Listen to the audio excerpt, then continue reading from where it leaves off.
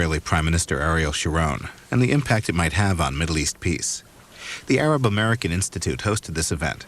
You'll hear from the president of the Institute, James Zogby, along with some Middle East analysts. It's about an hour and a half.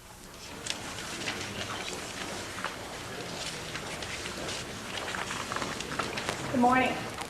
My name is Maya Berry. I'm Director of Government Relations for the Arab American Institute. Thank you very much for joining us this morning. Our intent this morning is basically during Prime Minister Sharon's visit to put him in some historical context that might be different than what you're getting from some traditional media outlets. We have with us this morning, three experts that are going to provide some very insightful commentary on both his trip and the Middle East peace process in general. First, we have Dr. Shibley Telhami. Dr. Telhami holds the Anwar Sadat Chair for Peace and Development at the University of Maryland and is a non-resident senior fellow at the Brookings Institution. In addition to his academic activities, Professor Telhami has been a frequent contributor to the Washington Post, the New York Times, and the Los Angeles Times. While a Council on Foreign Relations International Affairs Fellow, he served as advisor to the U.S. delegation to the United Nations during the Iraq-Kuwait crisis and was on the staff of Congressman Lee Hamilton. He was also a member of the American Academy of Arts and Sciences study group that was instrumental in the informal negotiations between the Israelis and Palestinians that led to the Declaration of Principles Agreement. After Dr. Telhami, we will have Rob Malley, who until January 2001, Mr. Malley was the Special Assistant to the President for Arab-Israeli Affairs and Director for Near East and South Asian Affairs at the National Security Council. In his capacity, he served as a principal advisor to the President and National Security Advisor at the White House on the Middle East peace process. Mr. Malley joined the NSC staff in August of 1994 as Director for Democracy. He helped coordinate U.S. refugee policy and efforts to promote democracy and human rights abroad. Mr. Malley is a graduate of Yale, Harvard Law School, and Oxford, where he was a Rhodes Scholar. Last, we have Dr. James Zogby. He's founder and president of the Arab American Institute, the political and policy research arm of the Arab American community. As co-founder and chairman of the Palestine Human Rights Campaign in the late 1970s, he later co-founded and served as the executive director of the American Arab Anti-Discrimination Committee. In 1982, he co-founded Save Lebanon Incorporated, a private nonprofit humanitarian and non-sectarian relief organization which funds health care for Palestinians and Lebanese victims of war and other social welfare projects in Lebanon.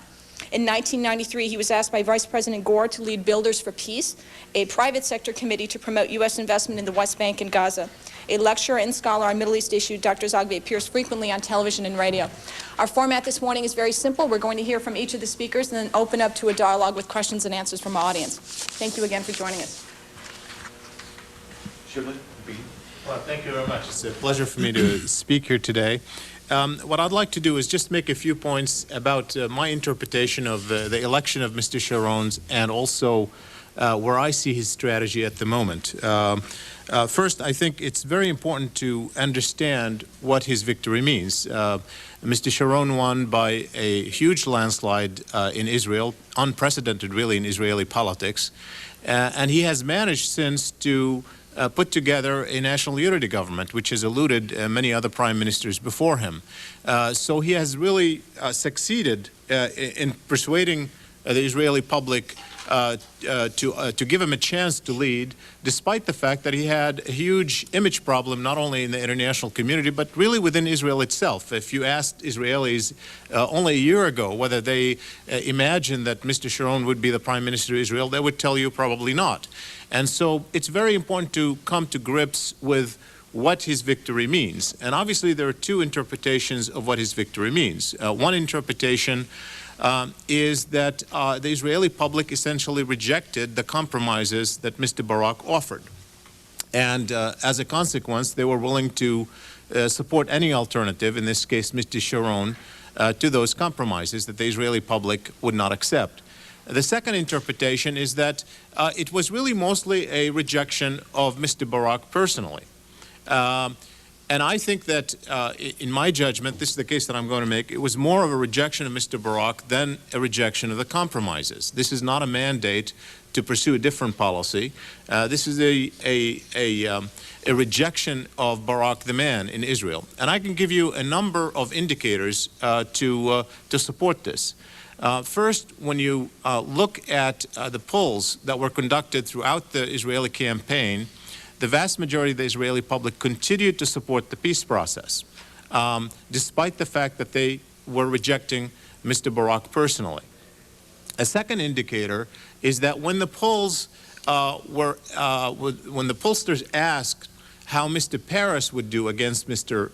Sharon during the campaign, it was dead heat. Mr. Peres, who certainly is anything but a right-winger, and who was for compromises with the Palestinians, would have had a very good shot at winning. And the third indicator is what transpired in the election itself.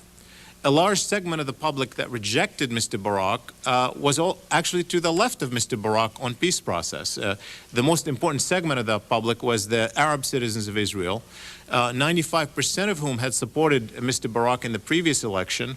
And in this particular case, they abandoned him completely. In fact, only about 18% of them voted. And certainly they didn't abandon him because they thought he was more forthcoming in concessions to the Palestinians, because frankly they wanted him to make further concessions on this issue.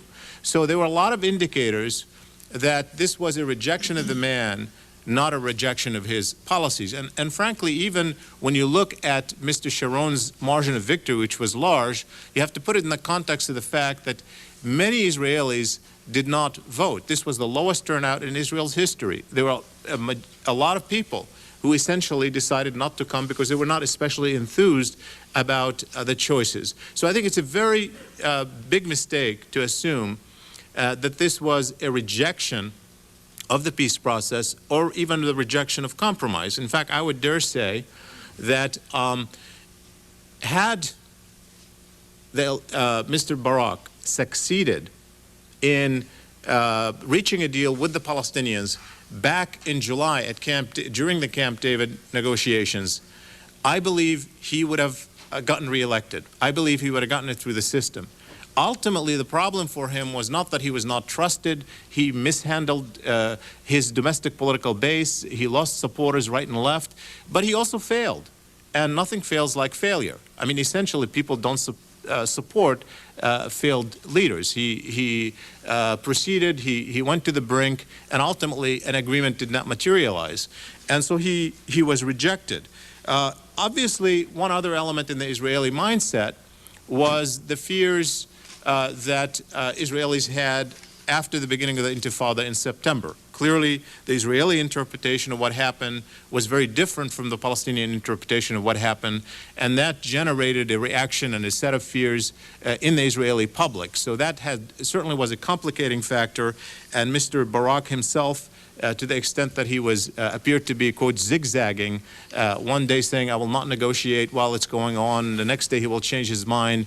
He kept doing that, and people did not have much faith in him personally. So in a way, I think it's much more a rejection of Mr. Barak than anything else.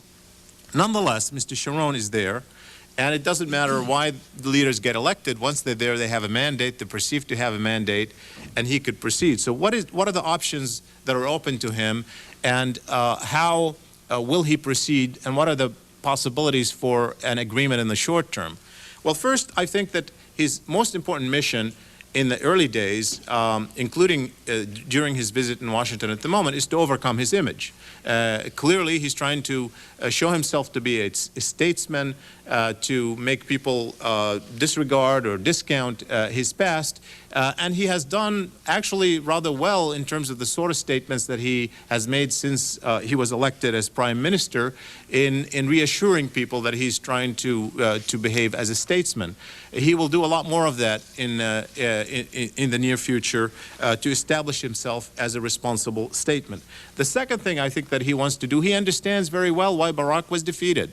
And he thinks it is largely because he was not seen to be trustworthy, that he changed his mind over and over again. It became a metaphor in the Israeli media coverage.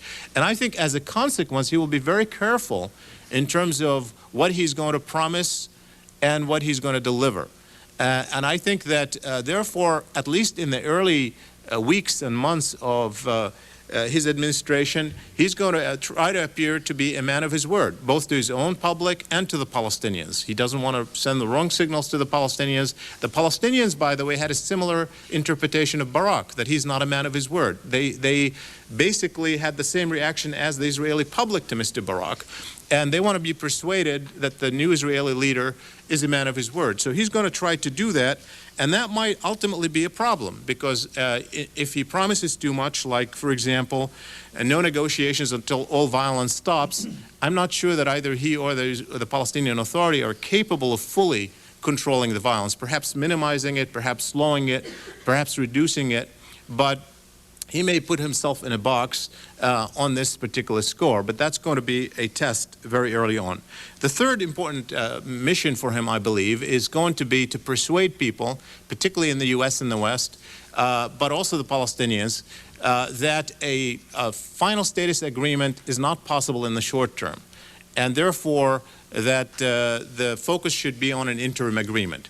And in that regard, it would be a hard sell for the Palestinians, because I think the Palestinians have been very frustrated with interim agreements. They see, in fact, the failure of Oslo to be based on this step-by-step approach, which didn't deliver ultimately. Frankly, the Palestinians today, in terms of the situation on the ground, economically and otherwise, are worse off today than they were just before the Oslo Accords in this environment. So it's very hard to persuade them to buy into a process that does not have immediate payoff.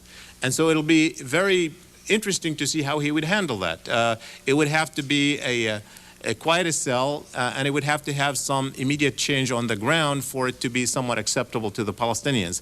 I also find it very difficult, actually, for the Palestinian Authority to engage publicly in a diplomatic effort aimed at an interim agreement. I don't think its public would allow it to do so. So, in fact, I think to the extent that there is a diplomatic possibility for any kind of an agreement between Israel and the Palestinians in the short term, it is going to be through secret diplomacy, not through public diplomacy.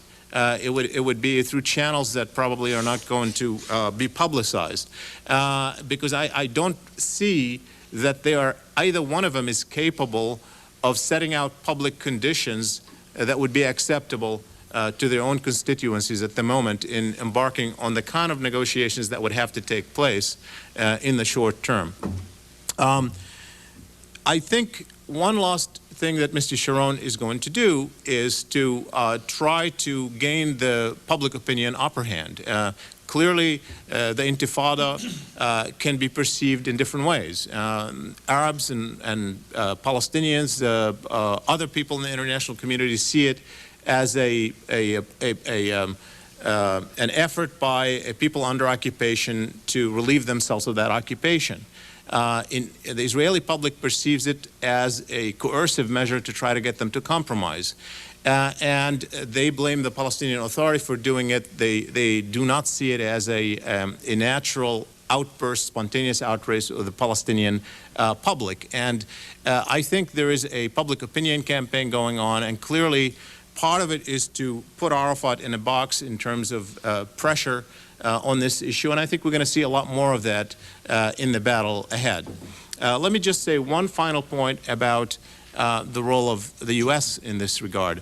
I don't think, frankly, the U.S. can do a great deal in the short term, in part because you have to take a stock of where the parties are. I think today, when you look at the Palestinians and the Israelis, you're not sure where they're headed. Because, for example, the Palestinians may conclude that it is not possible to make a deal with Mr. Sharon. They may reach that conclusion. If they reach that conclusion, they may decide they don't want to hand him a political victory at home through some pacifying process so as not to reward him in the next time in the election. Which would mean that they would follow a different strategy. Or they may conclude that they can live with something less than a final status agreement, and therefore they're willing to negotiate with him, and that he would give them enough for that to be possible. Or they may even conclude that there is a chance, a miraculous chance, that he might in fact go for a final status agreement that's acceptable to them.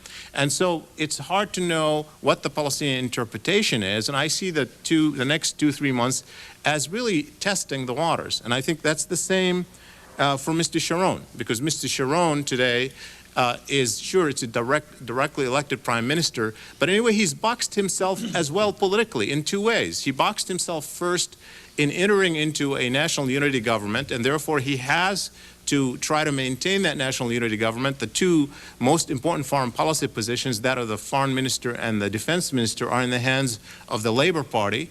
And more importantly, he immediately agreed with the rest of the Knesset to change the electoral system once more from the direct election of the prime minister into a party system, which means that the next time he's going to be more dependent on his party than he's going to be dependent on the public, which means he's going to have to play party politics much more. He has less freedom, even though he can maneuver during his administration. If he's going to look forward to another election, he's going to have to think party system. So there's a lot of constraints around him politically to move. As for the U.S., I think that I cannot imagine the U.S.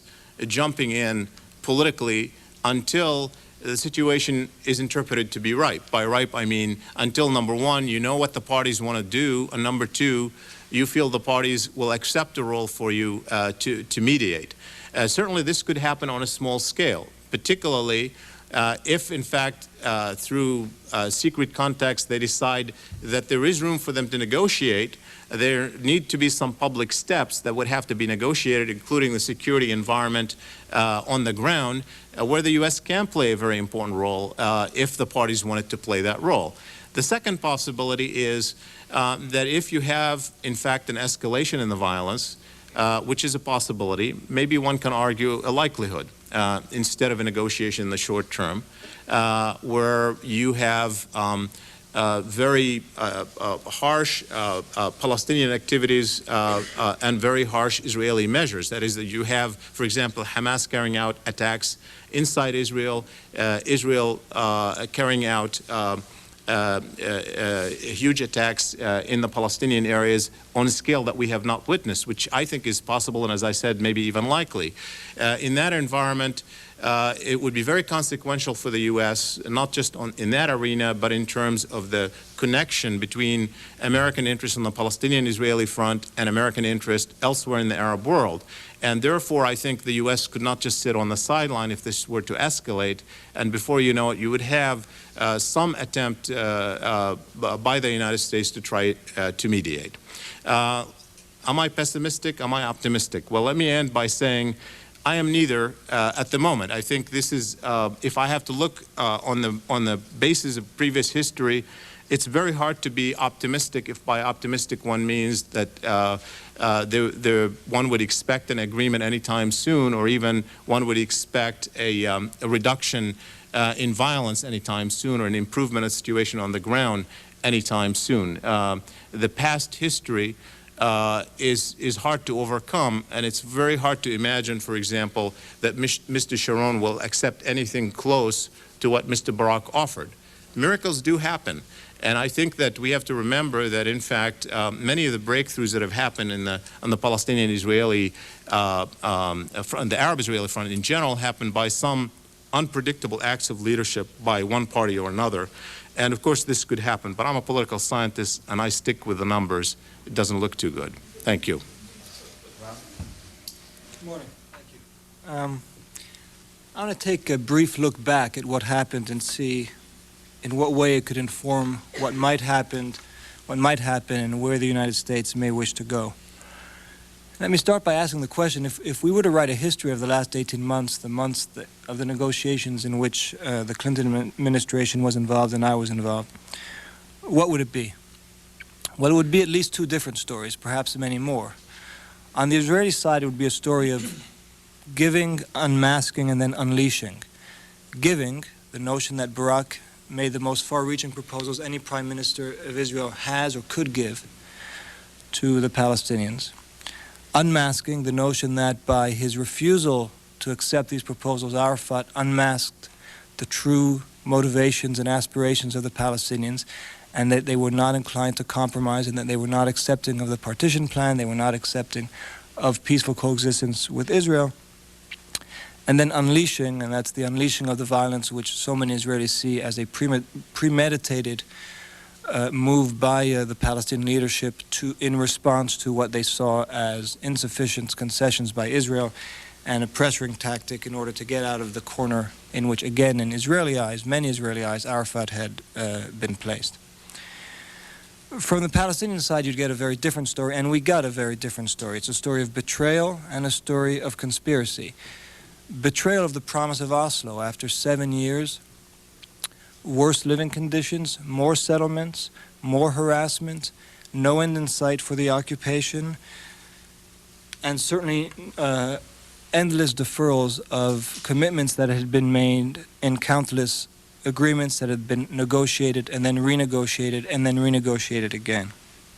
And conspiracy between the United States and Israel, seen time and again, and in their eyes, most recently in the run-up to Camp David, at Camp David, and then after Camp David. And so from the Palestinian perspective comes this notion that Israel had never accepted the legitimacy of Palestinian desires and the need to redress a historic wrong. So I think what we're seeing here is an era in which both sides are rushing to certainties which themselves are on the way to becoming unassailable truths that both sides would believe in and will demonize the other, and that will present a real obstacle to any resumption of the peace process of any type within the spectrum that Shibley just described. So in many ways, I think we're at a turning point in relative terms. We're turning a page. Definitely we are turning a page, the page of that we could call the Barack Clinton page, which was the page of trying to reach a permanent status agreement. And I am convinced that at least for the next year or two, that item will no longer be on the agenda of Israeli-Palestinian negotiations. But if we are turning a page, I think in terms of the U.S. responsibility, it's critical to understand what page is being turned and towards what page are we turning. And the page that's being turned, as I said, is a page that has now solidified into very contradictory images and impressions on both sides.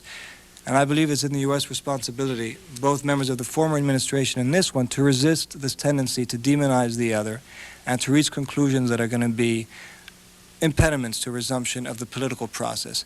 And some of the moves right now that we hear of in the Congress in terms of taking finger-pointing and taking action against the Palestinians, I think go precisely in the direction of putting on obstacles to the kind of process that is needed for both sides, and I think both sides realize it. Sharon initiated contacts with the Palestinians even before he was elected, despite what he views as Arafat's present behavior, and Arafat reciprocated immediately despite what he views as Sharon's past behavior. So there's definitely a willingness to look beyond the biases and the prejudices of both sides and try to reach some accommodation. But I think it's important for the U.S. to play the public role of resisting the kind of demonization that we're seeing on both sides. And to reinforce the lesson that even though the process failed, it didn't fail because there were genetic flaws on either side, but because mistakes were made by all, Israelis, Palestinians, and Americans as the brokers of the process. As for the new page, I think there's an understandable reluctance right now on the part of the Bush administration to step back in the same way, in the same manner, the same intensity that the Clinton administration did. First, it's a matter of objective fact. As I said, there's no more permanent status agreement on the agenda for Israelis and Palestinians. And for the Bush administration to resume where the Clinton administration left off would make no sense from a purely political, objective fact at this time. There's also a subjective reality. I think the lessons that the Bush administration has learned from the Clinton administration is that over-involvement, from their perspective, it can be counterproductive in terms of the U.S. image in the Arab world and the U.S. image arguably in Israel. One could debate that point, but I think it's clearly the lesson that the Bush administration is taking from this, and so a certain distance from that perspective is understandable, and I think that we will see that. But there's a long way from taking your distance and being and turning a blind eye towards what's happening, and I think this is the second role in terms of the new page, not only redefining the old page, but looking at the new page. The administration has a role to step in and to try to bring the parties towards what I believe they want but are having a hard time getting to, and that is some form of arrangement now that would stabilize the situation, that would improve the lives of the Palestinians, that would resume security cooperation, that would bring stability and normalcy not only to the Israelis, but the Palestinians as well, who are suffering as they haven't suffered since Oslo and before, in terms of their living conditions and in terms of their economic conditions and in terms of the insecurity that they feel in their daily lives. And so there is, I believe, a convergence of interest right now, an objective one between Prime Minister Sharon and Chairman Arafat to try to find some kind of arrangement that would have some of these elements of lifting the economic siege, of alleviating the economic hardships that are now being imposed on the Palestinians, of restoring a sense of security, and having a territorial component that, as Prime Minister Sharon himself has indicated, would increase the territorial contiguity of the Palestinians, and that almost necessarily means more territorial withdrawals from Israel and more signs that the occupation is on its way to being ended.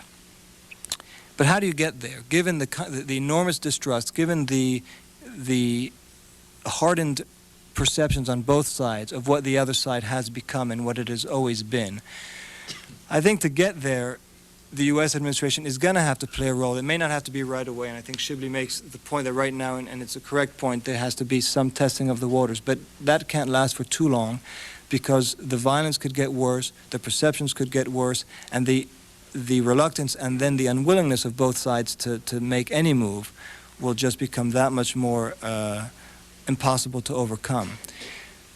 So as we move towards what I think is a possible arrangement in the very short term, by which I mean it will not last too long because you're going to then have to move to the next phase, there are three questions that come to mind as to whether, or four questions that come to mind as to whether you can get there. The first question is on the Israeli side. Is the fact that Barak was prepared to concede roughly 95% of the West Bank and return it to the Palestinians, does that make it easier for the Israeli public to accept a redeployment now that would be much less, but that would give the Palestinians an immediate gain and a sense of greater territorial contiguity, fewer checkpoints, and lesser harassment? That would be one argument. Or, on the other hand, does the fact that they believe that Arafat was not prepared to make any of the final concessions on Jerusalem or refugees make it that much harder for the Israeli public to accept concessions that are, in their view, one-sided and that are not reciprocated by anything on the Palestinian side? That's one question that will determine whether these, what Sharon calls long-term interim arrangements, can occur. Second question is on the Palestinian side. Is the visible exhaustion with the violence, which I think there are many indicators of as we speak, is that going to lead the Palestinian public and therefore the Palestinian leadership to be more willing to try to strive for some accommodation that would meet some of the objectives I met earlier in terms of alleviating the suffering of the Palestinian people in the short term?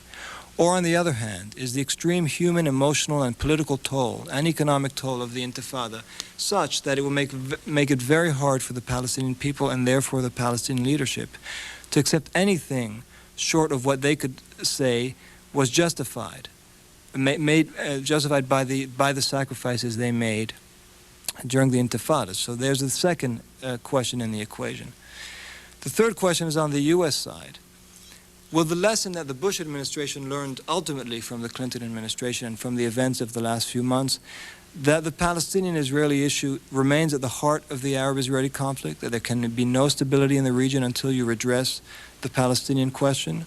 Or, on the other hand, will the lesson be the one I mentioned earlier, that you better stay away from it because if you touch it, you burn your hands and there is no long-term solution anyway? And the answer to that question will also determine where we go. And finally, the last question I think that will determine the prospects for the future is whether the U.S., Israel, and the Palestinians will be able to overcome what I called earlier the rush to certainty, the eagerness to try to reach conclusions about the makeup, the genetic makeup, and the identity of the other side and what its true motivations and true aspirations are, or whether they'll be willing to come back to the more subtle and complex reality that both sides are imperfect and that both sides have to make hard concessions in order to reach the kind of peace that many in this room and many in Israel and among the Palestinians have been fighting for. The answer to those four questions, I think, will determine what will happen over the next year. Thank you. I have a different task. In part, it's to to describe to you. It's actually a more difficult task because it's to describe to you Arab perceptions of this man who is now visiting Washington and visiting in his capacity as leader of Israel. It's not a pleasant job. It's not an easy job. Those of us who've lived through the last 5 decades or so of this conflict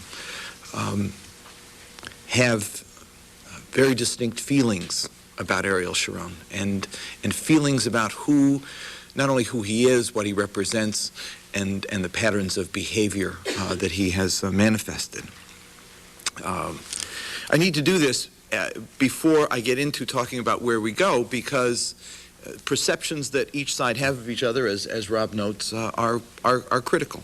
And before I'm accused by some of incitement, Ariel Sharon himself on November 14th, just a few months ago, said Yasser Arafat's a murderer and a liar. He's a bitter enemy. 2 members of his own cabinet, one actually referred recently to Arabs as not having the souls of human beings, but instead being poisonous snakes and worthy of treatment befitting a poisonous snake. So there's problems here. But when we talk about Sharon, it's not a question of name calling. It's a question of history and remembering. Someone commented the other day, Arabs should give him a chance. He may end up being Nixon going to China. My response was, Arabs will give him a chance. They'll have no choice but to do so. But we already had Nixon going to China, and that was Rabin. This is not quite the same thing. This is more like Saddam going to Kuwait or Milosevic going to Sarajevo. The Arab memories of Sharon are 1982. It's the march to Beirut and the devastation that was wreaked on the way. I lived every day through that conflict. And every day, especially as Beirut was not only surrounded and bombarded, but entered and ravaged. People remember Sabra and Shatila, but there were massacres before that massacre, and there were massacres after that massacre. The legacy is a difficult one. It goes back to the 50s.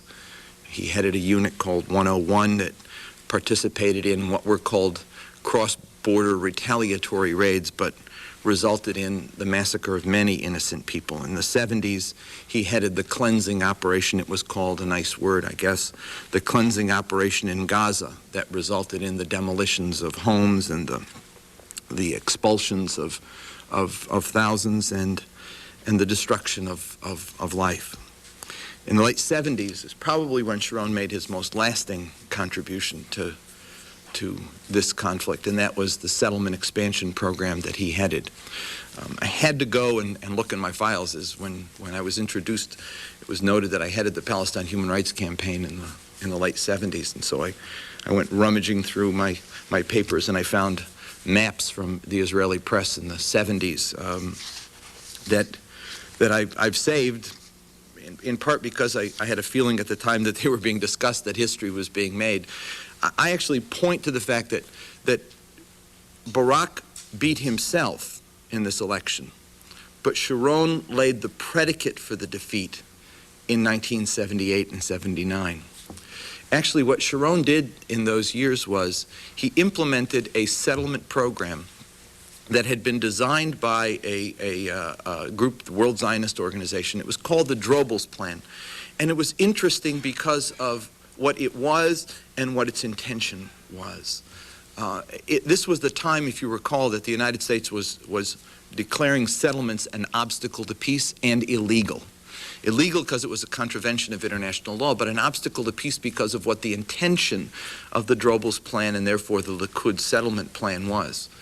It was to move settlements from what they had traditionally been, which were outposts along the Jordan Valley and the Green Line, and move them into the heart of the West Bank and Gaza. And to do so, and to connect them by roads with Israel proper, so that in the words of the plan, the Arab area would be cut into several grids so that contiguity of land would be impossible. Actually, to atomize the Arab area was the word that was used. And actually, that's what happened. If you go to the West Bank today, it's not a question of 95% or 90% or whether you include the Jerusalem belt or not, but it's where the 95% is, and actually where the other 5% is. It's like this. Take, for example, Virginia annexing Washington, D.C., and deciding that as a security perimeter, they needed the Beltway, but also deciding that as a security precaution, they needed some outposts, and so Columbia, Maryland was going to be part of it, and Route 95 going north also had to be a part of it. And Annapolis was an important historical and cultural site, and so it also had to be included, and Route 50 was part of it as well. And so what you have then is a situation comparable to what we're talking about. It's really not a big part of Maryland that we're taking. It's really a small part of Maryland, but it's part of Maryland that, number one, severs Maryland from its urban hub, which was where many people in Maryland work, the D.C. proper area, and they have to go through a beltway with checkpoints to get into it. But it also takes two sites that, with a band going out, a security road, and severs people being able to go from place to place through those two belts. And that is essentially what the settlement blocks in the West Bank amount to, the settlement blocks that Sharon built and that Israel wants to keep as part of its 5 or 6%, which is why Sharon created the predicate for this problem in '78. It was to make it impossible. Yes, you'll get 90-something% back, but the percent you get back will be severed piece from piece because you can't go from one to the other easily. You have to go around settlements, which are basically around huge hills and cumbersome roads, through checkpoints. What would be ordinarily a 20-minute trip now becomes a 3-hour trip. And it was done with a design. The design was to make the landmass of the West Bank impossible to be restored, to be returned to Palestinians. And so actually when the U.S. declared them an obstacle to peace, they weren't kidding. It was. And it remains an obstacle to peace. Of course, we go beyond that to 1982, where by misleading his own government and embarking on an invasion of Lebanon that led to Beirut, Sharon made himself a legend in the Arab mind. I did a book. I remember in 1982, I called it The Bitter Year. It was a catalog of both Israel's work in Lebanon, but also of the treatment of Palestinians in the West Bank and Gaza, which was ignored during that period. There was also a period of unrest as well. There were cross-border raids. There was a problem. Palestinians had actually stopped most of the violence. There was this attempted assassination in London of an Israeli diplomat that turned out to not be a person involved with the PLO, but actually the person who was involved in that assassination attempt was a sworn enemy of the PLO. But nevertheless, launching on that, Sharon began both an effort to squash Palestinians in the West Bank and also actually described by the Chief of Staff at the time, General Raphael Etian. He said, the physical annihilation of the PLO has got to be achieved. That is, not only must its fingers and hands in the West Bank be amputated, as is now being done with an iron fist, but its heart and head in Beirut must be smashed.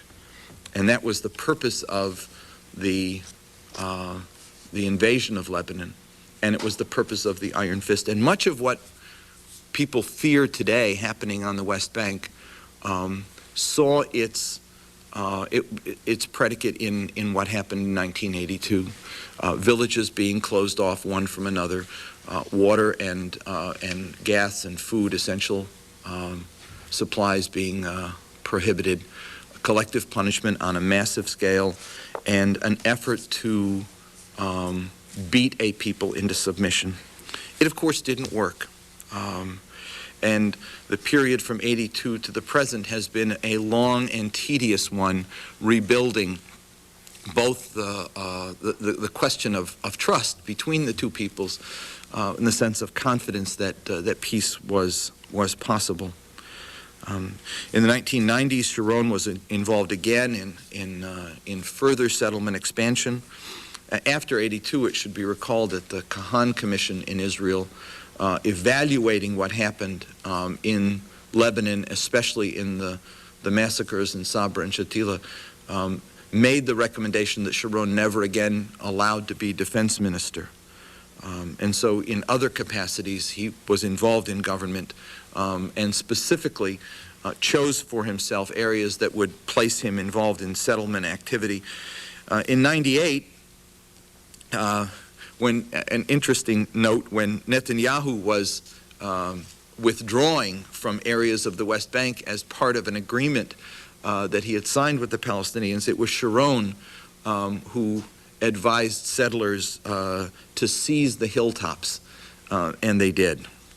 And then in 2000, it was Ariel Sharon who, in an effort to protect his right flank against Benjamin Netanyahu, who he saw as potentially threatening his desire to become the prime minister, entered the Haram Sharif accompanied by hundreds of Israeli military and set off the provocation that resulted in the violence that we are seeing today.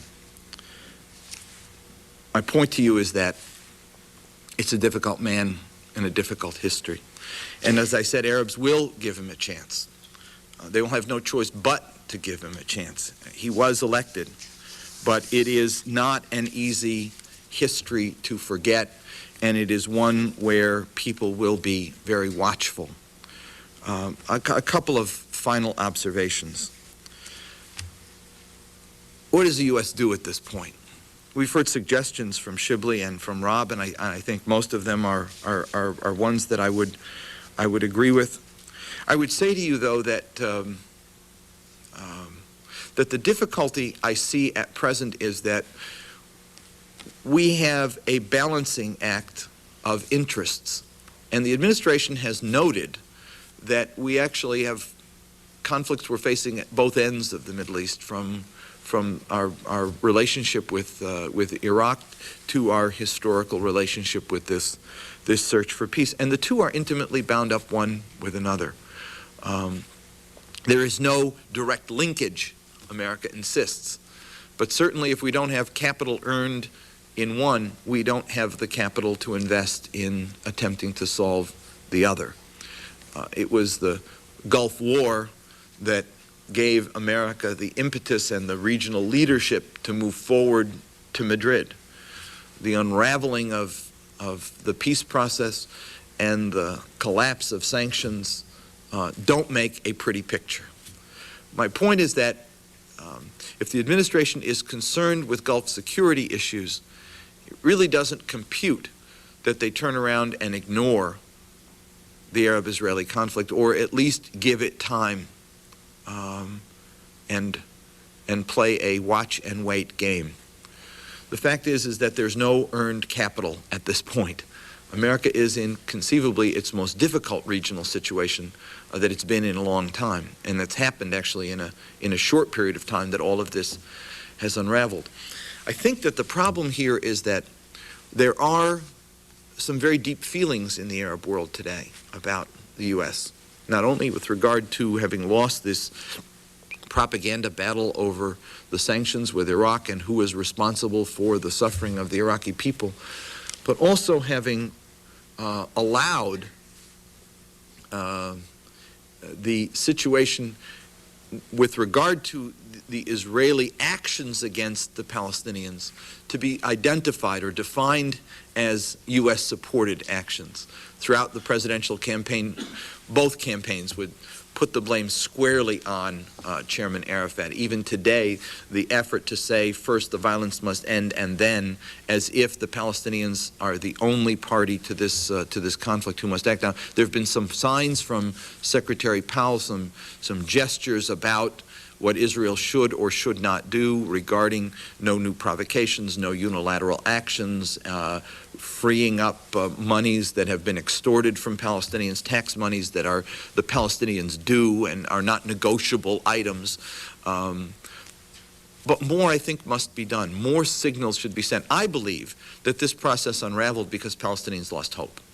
I believe that they lost hope because 7 years after peace, they had waded through a very difficult period when settlement size practically doubled, when land confiscation to pave new roads had added to their burdens in the West Bank. They had become poorer, less employed, less free to move about, and less hopeful.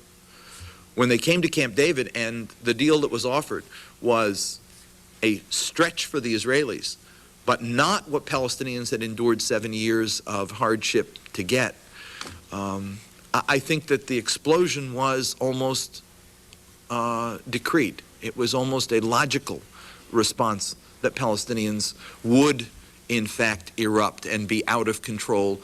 The dream had been deferred, to paraphrase Langston Hughes, for way too long. And with the frustration came this response.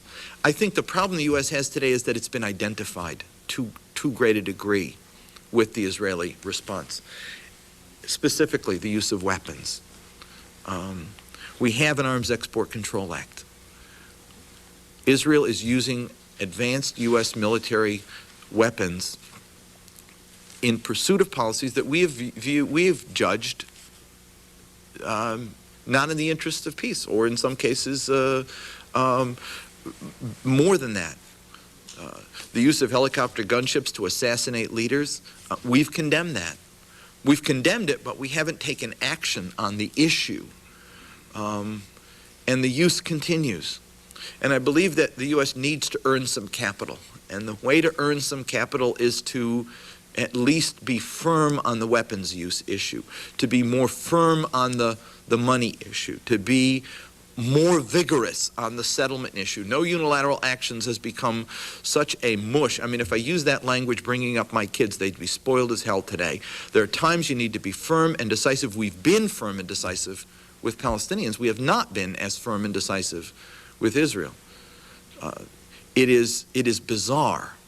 It is bizarre that since the initial trade-off was made leading up to Madrid on settlements and the Arabs suspending the secondary boycott is ended, but settlements have doubled.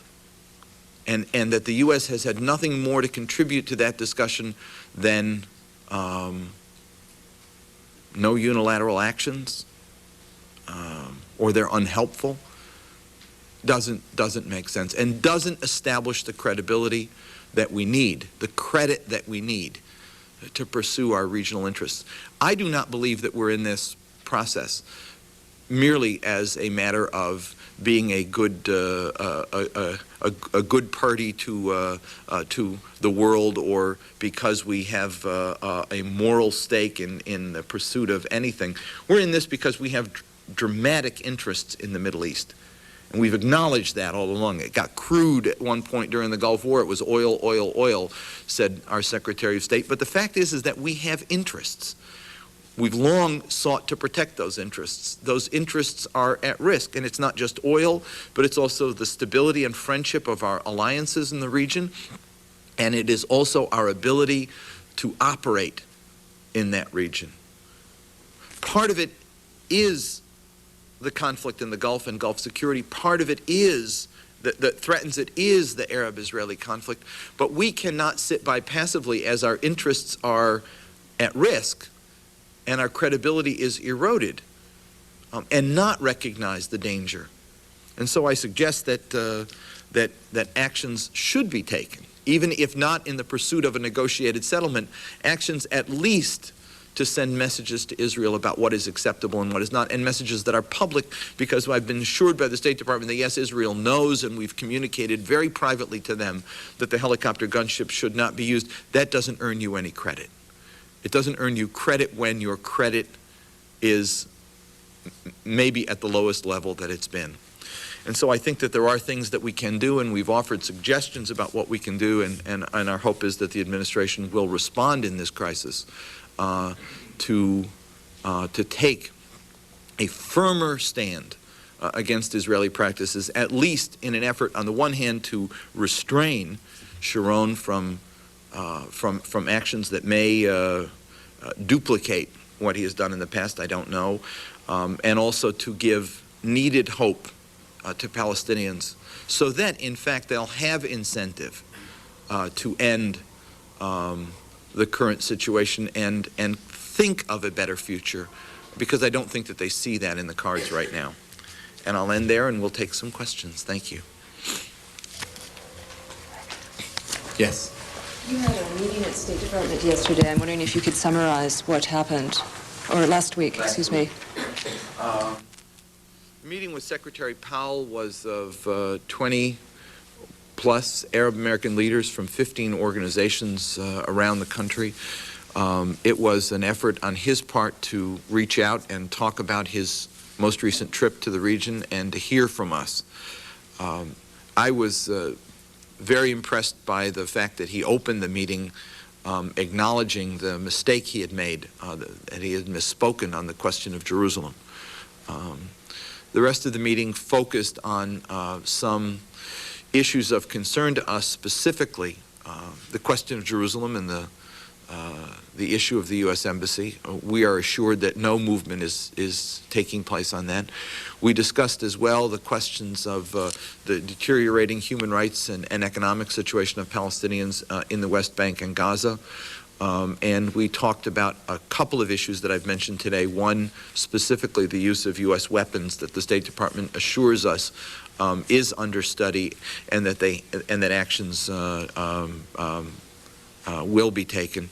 The other issue we raised is the question of the treatment of Americans of Arab descent traveling to and through Israel. The situation has been difficult for more than 20 years. It's become increasingly difficult since the peace process started and more Palestinian Americans in particular traveled. It is unconscionable to us that American citizens travel to Israel and are told by their own State Department in the travel advisory, if you are an American citizen born in the West Bank, expect to be treated as an Arab, not as an American. Passports are taken and people are told that they must get a Palestinian ID in order to leave. Their passport is not even recognized by the Israeli government. Unacceptable. Unacceptable. We made that clear. And we also, of course, discussed the matter of Iraq and the sanctions against Iraq. And frankly, I think that there was more of a meeting of mind on several of these questions than we would have expected. Going in, the question is, the policy reformulation is not done. We don't know what the administration will be doing. We don't know to what extent Secretary Powell and his views will be the determining factors in the shaping of a new policy, but the fact is the meeting was a good one. You obviously did not read what Paul had to say yesterday to AIPAC, I guess. Did you? I read, yes. I mean, he repeats the same cliches that all the other administrations have said. Why do they keep doing that? Well, basically what you get is we have interests, but there also is domestic politics, and you got to read out of the domestic politics there. So are you hopeful that they can do something more than that? I'm not especially hopeful. I think I'd take the Shibley perspective. I'm not an optimist or a pessimist. I'm a realist. I know I kind of fully expected that. It was probably less bad than it might have been. But we're used to reading speeches that way. If there are less wince lines than you would ordinarily get, you feel good. With regard to what they'll do, I think that what we're proposing to them to do, if weighed in the balance, I think that they ought to find a way to distance themselves from what Israel is currently doing, and they are not distanced enough. Even the suggestion by Sharon's government that they need an additional $479 million US dollars to compensate them for the costs of, well, that includes the Lebanon. The 479, though, specifically was the number used to describe how much they need to compensate for what they've spent on the West Bank. Unacceptable. Unacceptable. And it wouldn't send the right message at all. May I just follow up on this? I always believed throughout the campaign that the expectations in the Arab world are unrealistic about how a Republican administration would be so dramatically different from a Democratic administration. I think it was a wishful thinking. I think every administration faces very similar set of constraints both at home and abroad, and I think those are the ones that dominate ultimately. And it isn't just Congress. I think Congress certainly is a factor in constraining the policy. But frankly, even within the Republican establishment and the administration itself, the view of the Palestinian Authority is not very positive, even if they're more sympathetic with the situation on the ground for the Palestinians, even when they may be frustrated with the Israeli government's behavior. There is almost a culture of disdain, if one might call it that, for the authority, for historical reasons. That you find it even more in the Republican Congress than you do in the Democratic Congress. And one can argue actually that in some ways, because the previous administration had been working with the authority and the Palestinians for so many years, actually there was an increased empathy that developed, not because they're Democrats, but because they were the administration. And so I think I don't expect a dramatic change in U.S. policy toward the Arab-Israeli issue. I think the same facts impose themselves. And frankly, when you look at the sort of hands-off policy now that the administration has taken for a while, at least, to test the waters, people forget that when Clinton was elected back in 1993, he took a similar policy. He just wasn't going to be active. He certainly continued the Madrid process, but ultimately it was the Palestinians who decided the Americans aren't going to do anything that explored the secret diplomacy that led to Oslo. So the administration became involved actively after a major breakthrough, which happened without the administration's own intervention. We may be witnessing something similar at the moment. It's not a Republican-Democratic attitude. But I also want to say something about what Jim had said about the Arab perception of Sharon. That, of course, is absolutely right, and it's very hard to overcome the history and the emotions. But I also want to warn against sort of leaping into the conclusion, and therefore it's impossible to do business with the guy. I mean, remember, we used to hear that on the Israeli side. You could never negotiate with the PLO. They don't represent the Palestinian people because they were seen to be a terrorist organization. And everybody was saying, look, they represent the Palestinian people, and you got to make a deal with them no matter how you see them. Well, Sharon is the elected Prime Minister of Israel despite all of the baggage that he comes with. Now, it may be true that you can't do business with him, but not necessarily because of his past. I mean, if he were to go ahead and be willing to sign an agreement, the likes of which the Palestinians want, then I think the Palestinians are very willing to put aside the past. I mean, the issue is not just the past. The past is hard to overcome. It's always going to be there. It's very painful. But ultimately, the judgment about him is going to depend on how he behaves. And actually, I think to their credit, Arab leaders are saying exactly that. They're saying, as Prime Minister, they're going to judge him on the basis of what he does now, rather than on the basis of what he did in the past. It's hard to do. It's very hard to do, especially when there is so much pain. But it has to be done. I can't disagree with you on the fact that they will do business because they have to do business, and in fact, they will be watchful and wary as they do business. I just think it's important, though, that too much of the discussion, the political discourse, is informed by one side to this. Israel makes the painful concessions. Israel has to deal with the person with the past. Israel has to, as if there is no difficulty, as if Arafat, in putting his hand out to Rabin, was somehow not just an easy thing to do, but was a reaching out and a longing to touch the hand of the other. It's painful on both sides. Rabin and shaking hands with Rabin, and for Arafat to sit down with Barak, who had personally led the assassination attempt of, and the assassination of some of Arafat's personal and closest colleagues who had founded the organization with him. We talk about today the difficulty of the Palestinians not having a leadership succession. Most of them were assassinated. And and Barack or Sharon were in charge of that effort. It is painful on both sides. And so I'm not saying that they won't do business. I just think it's important in the context of a discussion in America to understand it's difficult for everybody. And this guy is especially difficult. Yes, they'll do business, and yes, they will deal with him. They have to. He was elected by the government of Israel, but it isn't easy. And you ought to know it's not easy, and put it in context. Next week, the Arab Summit Conference is taking place in Amman. What do you think should the Arabs do, or what decisions can they take to impress on this administration to drop all these cliches and be really even-handed, if that's the right word still? Maybe Mr. Malley can help in an answer, since he was very close to the seat of power here. Well, I mean, I really would agree with what Shibley said. I think this notion of a 180-degree turn by the administration is one that I think is an illusion. Anyone who believed it was building a strategy based on an illusion. Anyone who believes it now is following the same path. So I don't think you're going to see changes on the part of the administration that are of the type that some people would hope for in terms of abandoning cliches and stereotypes. The things about cliches and stereotypes is they stick for a reason, and they're there because they're an accumulated political, historical, and strategic body of interests of the United States. It doesn't mean that there are not ways to move the administration, and I think at some points the Clinton administration moved, and I think the Bush administration will move if there's a strong sense from the Arab countries of how to deal with the Arab-Israeli conflict, the Palestinian-Israeli conflict, in a constructive way, if they offer a way that they believe is not, let's go back to Taba, let's go back to Camp David. They wouldn't say that, but let's go back to Taba.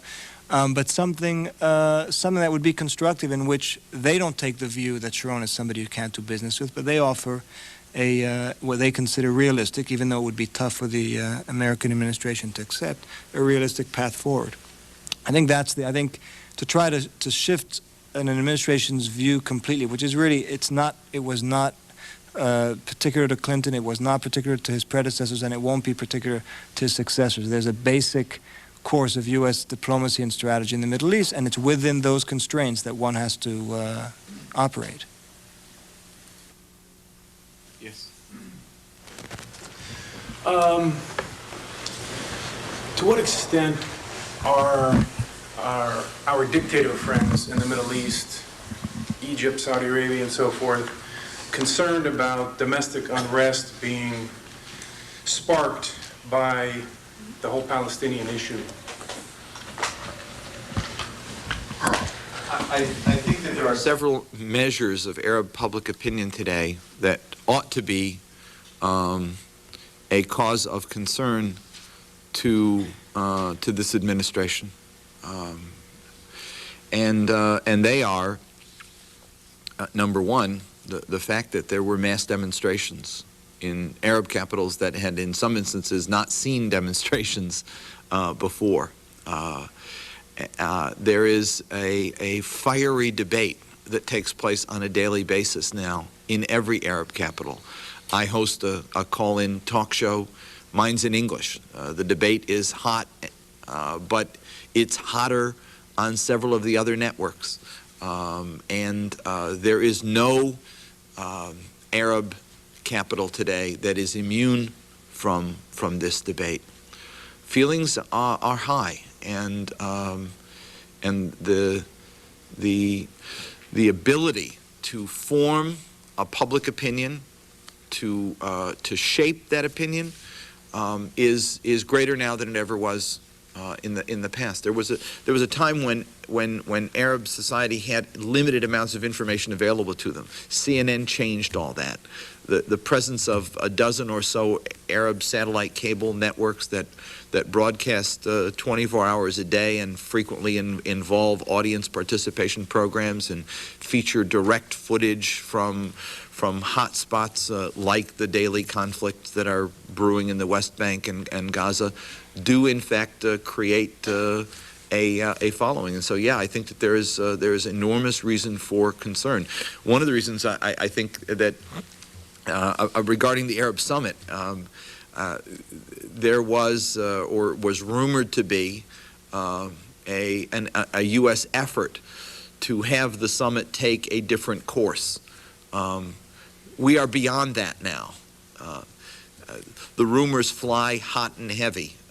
If Arab leaders go to that summit and don't come out with statements that are directly in support of the Palestinians and what they're dealing with, if they attempt to take positions that mimic positions coming from Washington, I think that there will be trouble. And we have to respect that to the same extent that we ask Arab leaders to understand our public opinion and the need that we have to balance our domestic politics and our foreign policy.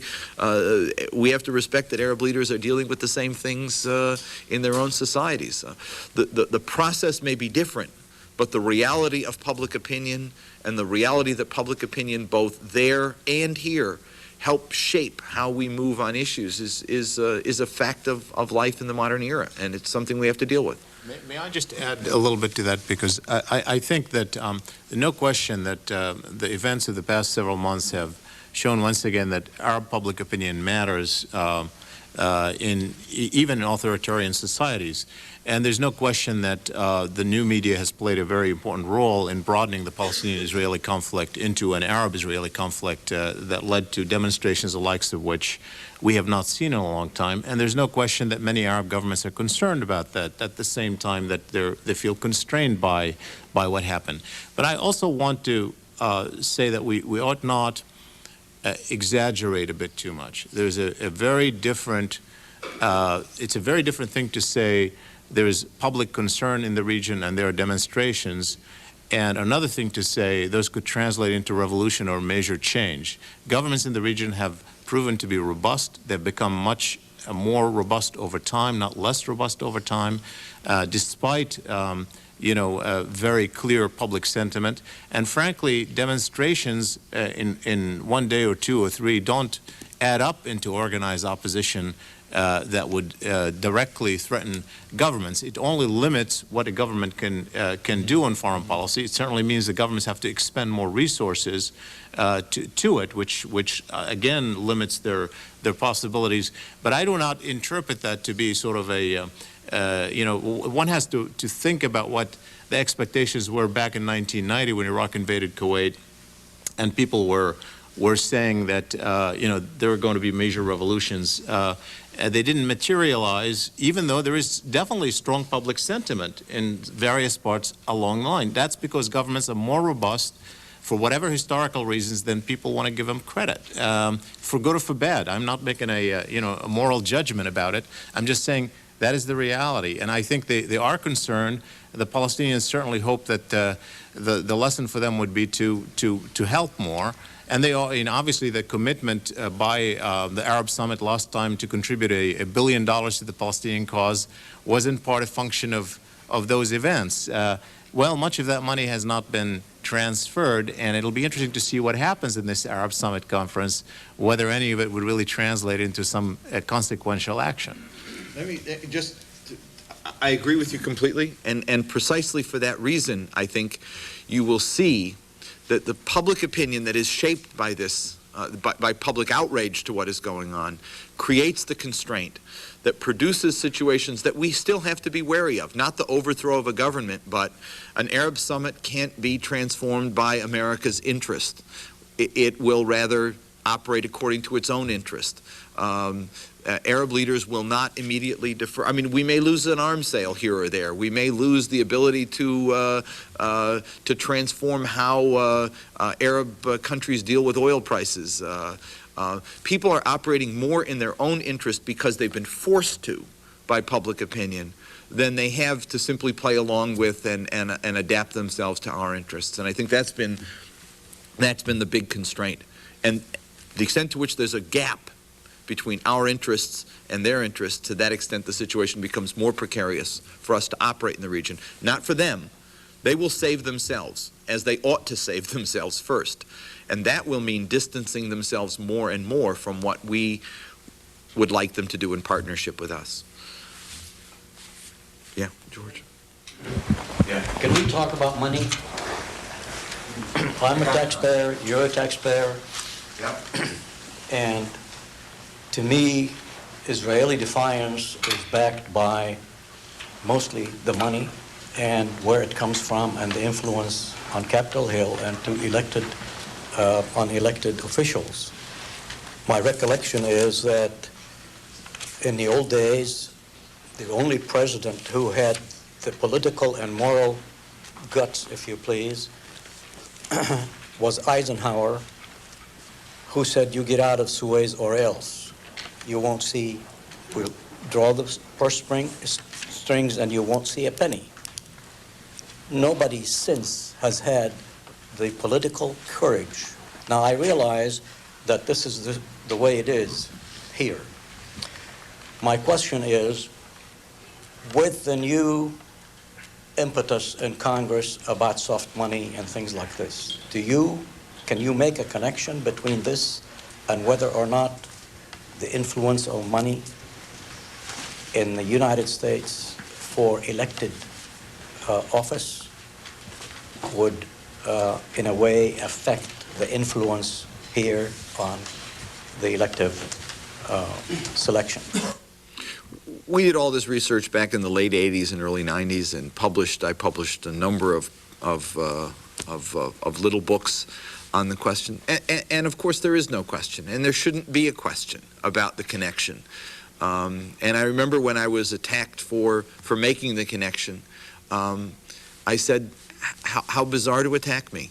I mean, if banking interests can shape policy and we acknowledge that, if doctors can shape policy and we acknowledge that, if the insurance companies can shape policy and we acknowledge that, then why can't we acknowledge that money given for an issue cause, and we know that the pro-Israel forces give significant amounts of money to shape the debate on that, also has an impact. Somehow that issue's been immune from both recognition and criticism. But the fact is that it's there. It's an issue that we have to deal with. Our response to it has been to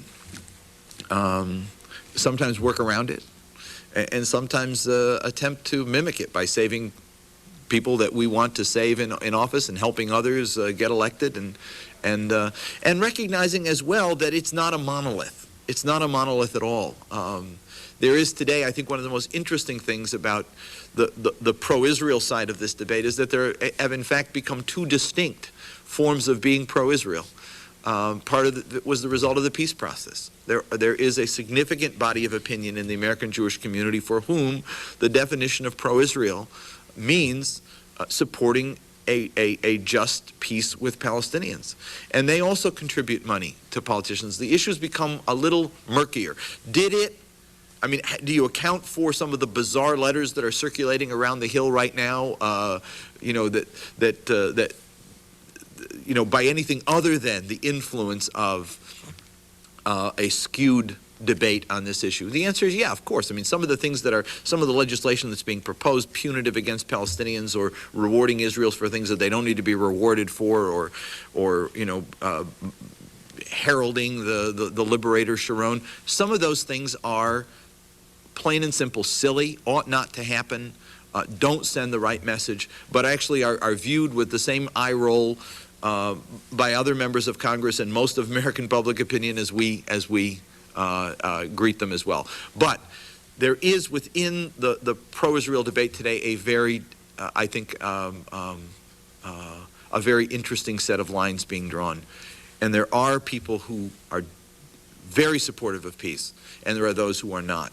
And I think that this will work its way out in the next couple of years, and we need to continue to build alliances with those who in their definition of being pro-Israel are also pro-peace and supportive of a solution that serves the interests of both Israel, the Palestinians on the one side, and the United States on the other. Can I just say something about, just as a clarification, you mentioned Eisenhower.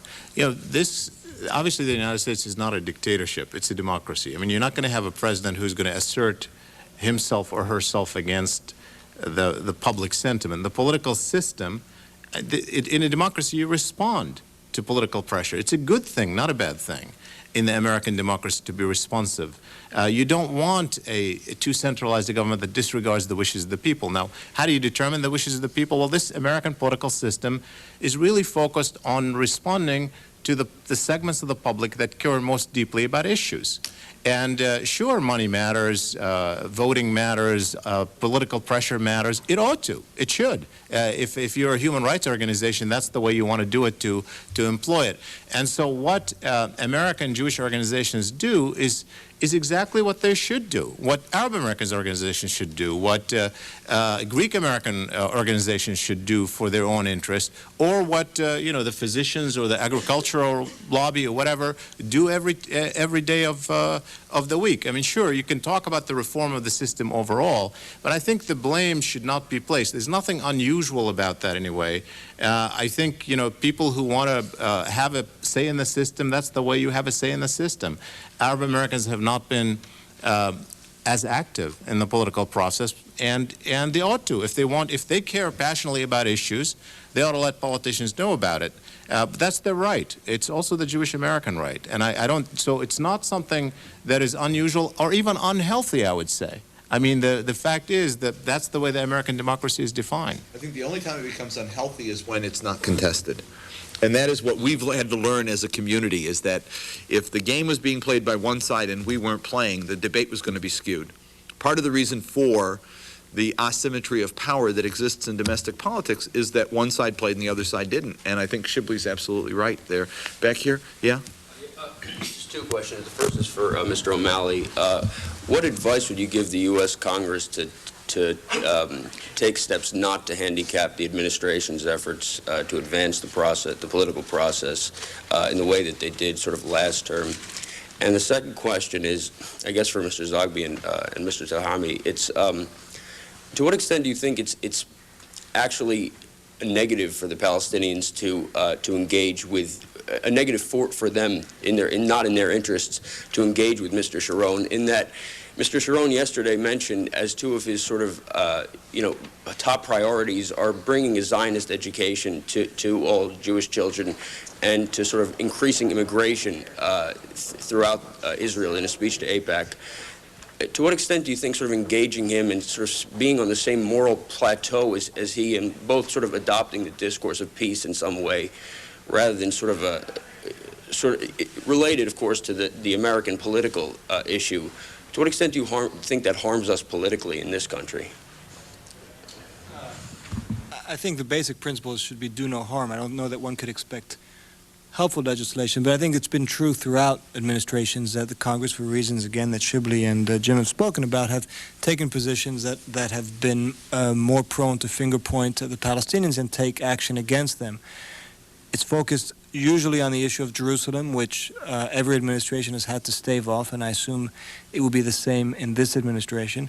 And now, as it has in the past, it's also taking the form of legislation that might curtail assistance to the Palestinians, which at this point, given the conditions in the territory and given the anxiety in the administration about what the future of the authority is precisely the opposite of what ought to be done, and of other things such as trying to bar contact with certain members of the PLO and perhaps redesignating certain of their organizations as terrorist organizations. I think these are the kind of things that right now, and you could always say every situation is sensitive, but right now to engage in this kind of diplomacy from the Hill could have very serious consequences if it were imposed on the administration.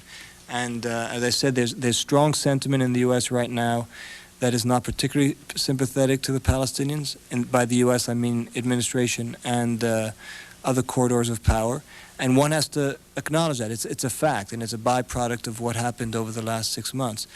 But to take the step of legislating in a way that would hamper and handcuff the administration, what it is trying to do, and send at a time where emotions are so high among Palestinians and in the Arab world, the message that the U.S. has definitely taken sides, and at a time when their suffering is going to reward the person who, in their view, is inflicting the suffering, would be precisely the wrong way to go. And I believe that the administration, which probably has a better relationship with this Congress than the Clinton one did, will find some way to stall and to make sure that that kind of legislation doesn't see the light of day, or that if it does, it is with such wiggle room and such waiver authority that it doesn't constrain the administration in any significant way.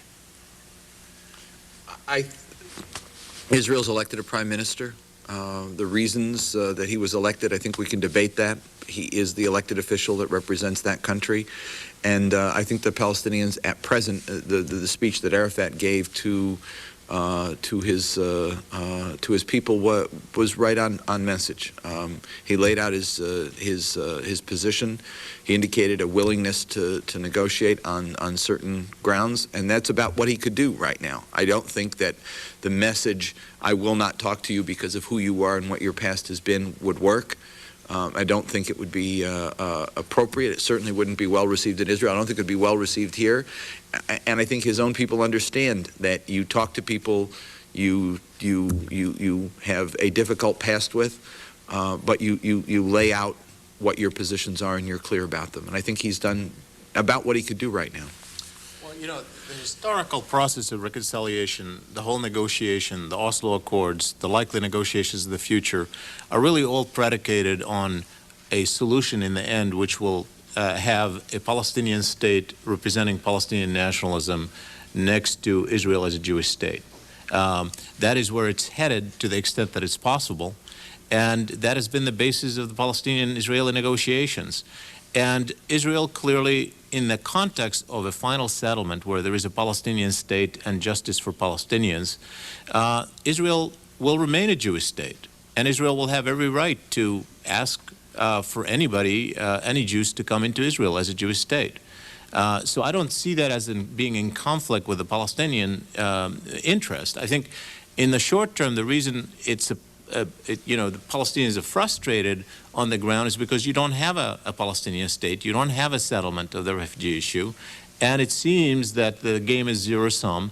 So the demands for land and so forth are going to be more fulfilled in the direction of one side or the other. But in general, in principle, there's nothing wrong with the state identifying itself as it does in Zionist terms.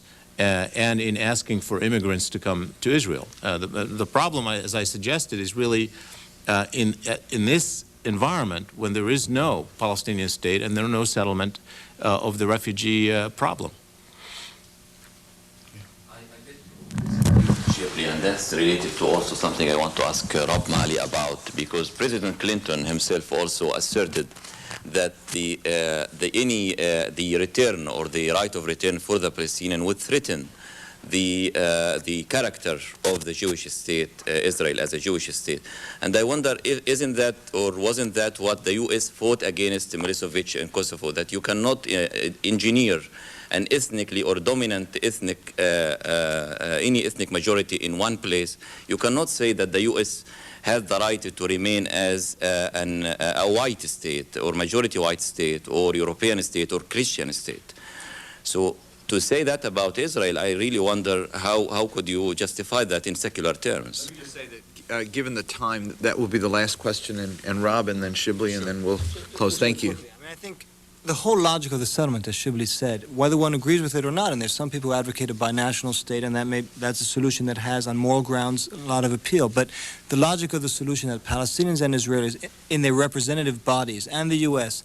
has adopted is two states. One would be a Jewish state, the other one would be a Palestinian state. Again, one can disagree with it, but once you make that your recipe for a solution, then the notion, what the president said, what President Clinton said, is there cannot be a right of return that would threaten the Jewish character of the Jewish state. And in fact, the Palestinians didn't quibble with that. I've never heard a Palestinian in the negotiations say that they thought that that was a line that went too far. They agreed that they would have to manage it in a way that wouldn't threaten the Jewish character of the Israeli state. Again, there are many people who might find morally and ethically that that's not a solution that appeals to them. But it is a solution the parties have chosen. It's the solution that the president was trying to pursue. Two states. One would be the homeland of the Palestinians. The other be the homeland of Jews and others who currently reside there, but would not be the homeland also of the Palestinian refugees. That's the logic towards which Oslo and the acceptance of two states, that's the logic towards which those concessions and those compromises on both sides would head us towards if we ever get there.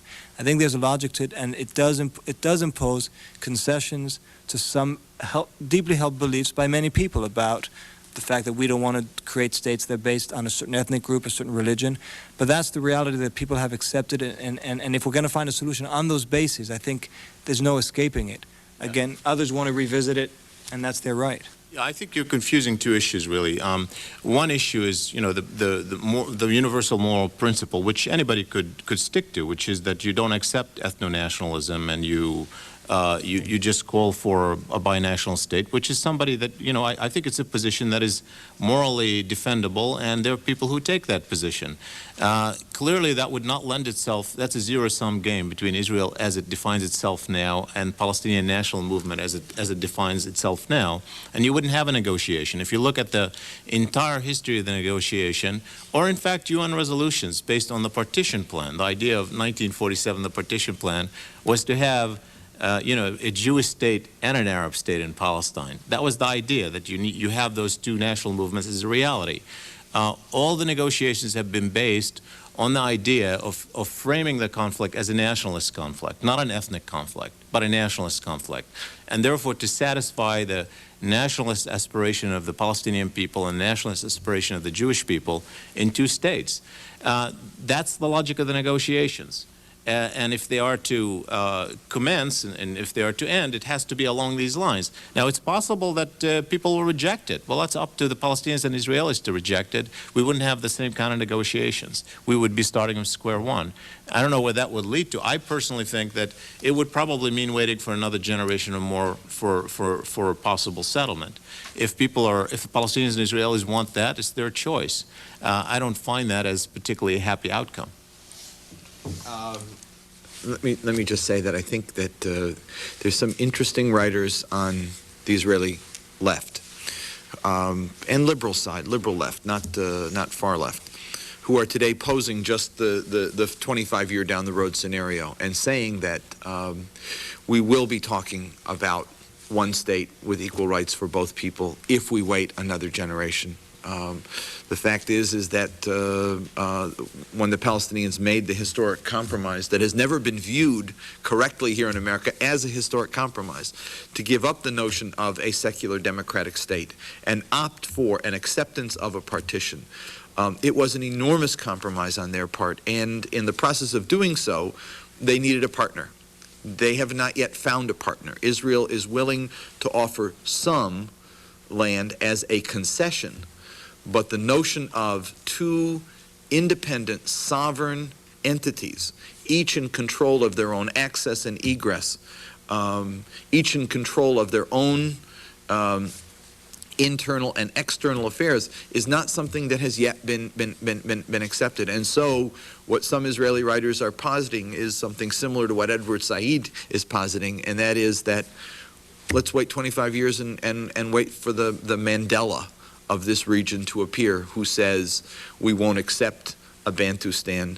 We need to have equal rights, and you'll have by then, 25 years from now, you'll have a majority Palestinian population within the historic land of Israel, Palestine. If that's an option that people want to wait 25 years, it's there. But the fact is that there is a compromise available today, and it has not been accepted, I think, in the way that it needs to be accepted in order to be implemented. We're going to close, and I thank you very much for participating, all of you today. Thank you to Rob, and thank you to Shibley especially.